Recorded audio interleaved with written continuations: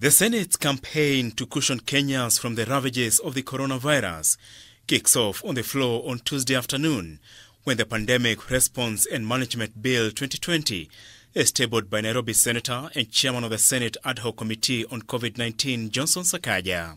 Notably, the bill proposes measures to be taken in cushioning the public from the adverse effects of a pandemic, including granting of reliefs on the cost of food, water and basic commodities. The bill gazetted today paves way for public submissions seeking to exempt Kenyans hard hit by the pandemic from paying rent until the crisis ends.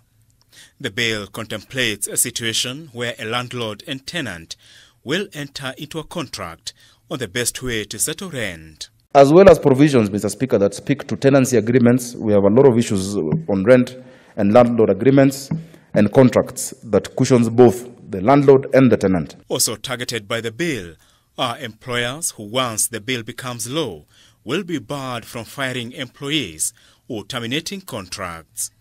The bill further proposes that an employer shall not coerce an employee to take a pay cut. In case the employer is unable to pay, the employer shall allow the employee to take unpaid leave for the duration of the pandemic. Also targeted are the national and county governments. The proposed law seeks to waive water and electricity charges, adjust utility bills for individuals and businesses, while withholding disconnections for non-payment of utility bills. And at this time, I think the executive needs to know that we are not coming in an antagonistic manner.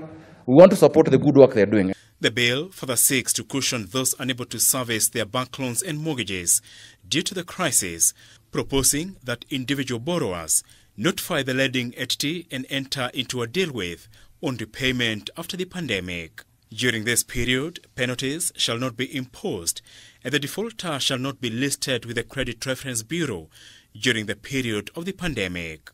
Apul Kamau, K24 Evening Edition.